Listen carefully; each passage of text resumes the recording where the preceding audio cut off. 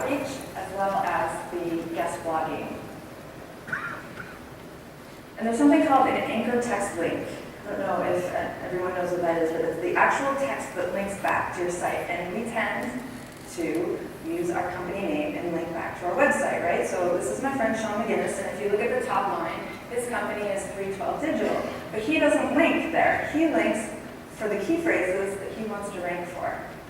Websites, SEO, content marketing, and other online marketing services. The orange is the hyperlink. So if you can, when you're doing this media outreach, if you're providing content, you can go ahead and create the link that way. You can also ask. Ask if it's okay. Is it okay if we link from here instead of from here? Sometimes they're going to say no, but usually you're providing content to these people. Or if it's a media, if you're helping a journalist, they might be open to it. Sometimes they won't be. It can't hurt to ask. I don't know why they wouldn't, but sometimes they do say no. Okay, so also Google is going to start looking at who is creating the content. And do they have a verified online profile? This is going to play into your ranking. So whoever is creating content in your organization, you want to make sure that you set up Google authorship. And I'm not going to tell you how to do it because it's too technical, but this article right here, if you Google Kissmetrics and Google authorship, Andy Cristodina spells it out exactly. And what's kind of cool about that is if you look at the snippet, it shows a headshot of the author. So it makes it a little bit more visible on the search engine result pages. And it's going to help you get found easier.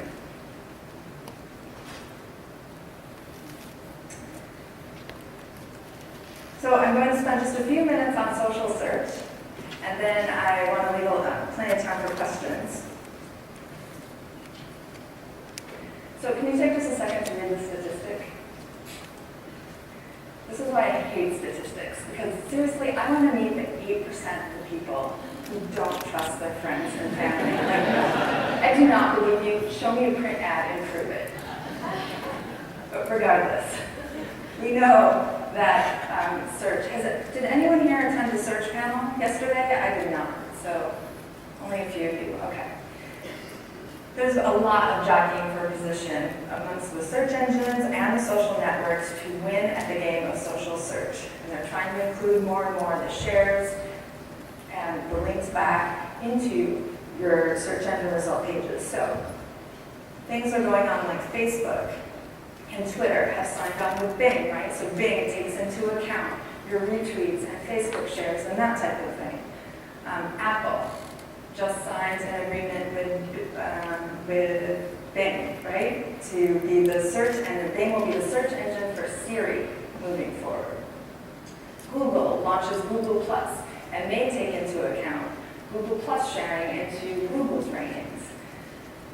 And this could all change. Facebook and Bing could break up tomorrow. We don't know. And it's hard to keep up with all that's going on in the social space. But here's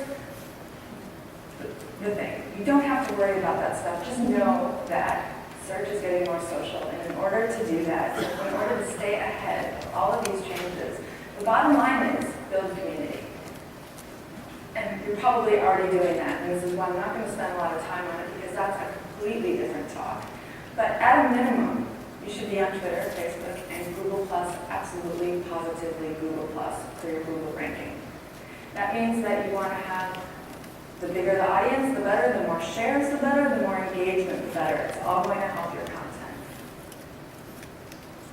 Claim your local pages.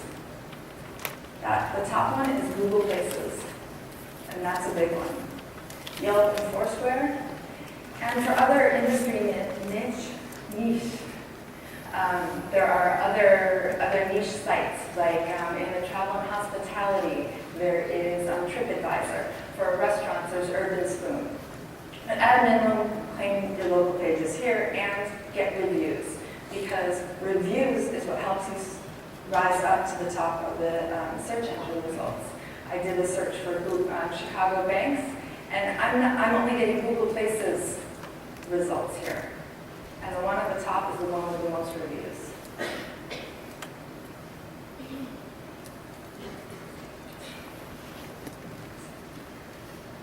So just a quick word on measurement, because that too is an entirely different session, but I would be remiss if I didn't talk about the importance of measuring what success looks like. So there are a few metrics, again, at a minimum, everyone's situation is unique.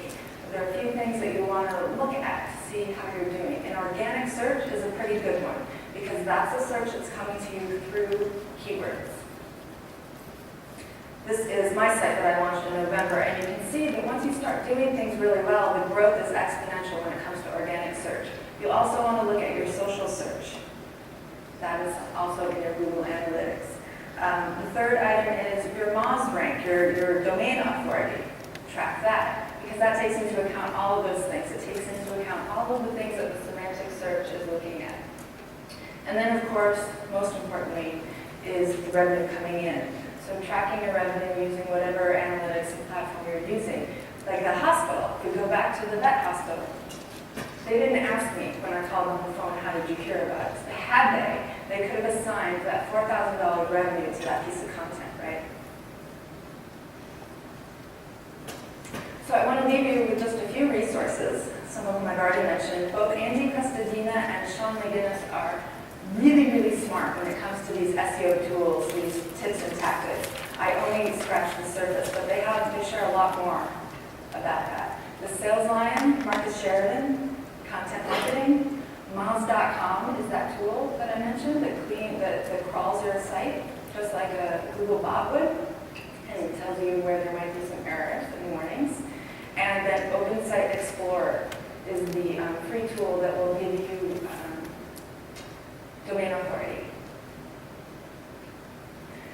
So with that, I hope that you will go forth and take those dogs and give them a better quality of life. And I have a few minutes for questions. I would love it if you don't have a chance to ask your question today and you still would want to connect with me, my blog, my Twitter, whatever the case may be, and then I'll leave a few minutes for the random surprise I have at the end. 12 minutes? Great.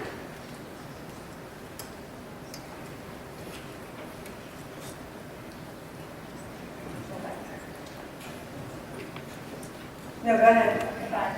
Okay, question. Go web operations. There seems to be a lot that's coming about being about content. Google's certainly saying that. Mm-hmm. How do you balance that with likability? Because I also find the reviews driving things.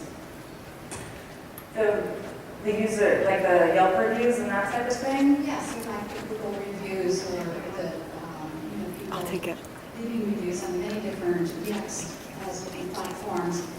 As people are trying to prioritize what's going to bring us up first, and bottom line revenue, how do you balance or prioritize the content that's going to drive it and the likability, being the reviews or things like likes or such?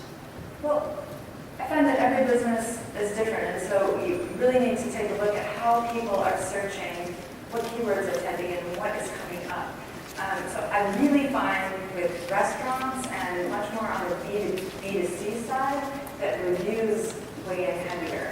Because when you're looking for a bank in Chicago or a restaurant in San Francisco, it tends to pull from the reviews. So it really depends on the individual, but as a rule, I would say that we need to be doing all. We want to be encouraging reviews because that's just something that you want your customers to be doing. And then creating content at the same time, just to bring in that traffic and to help your own assets. Does that answer your question? Not really. Oh, okay. We can talk more afterwards if you want. Hi Lisa, thank you for speaking with such clarity on the subject. I think a lot of people are confused about. My question follows on quite nicely. I have a number of clients who are B2B businesses, tend to be online only, so I just wondered if you had any thoughts about claiming local pages and encouraging reviews for those sorts of businesses? Yeah, that is a good question, and I am actually working with an online business right now, and if you still want to focus on, you still do want to create local pages. And it might mean, it depends, like what is your business in particular?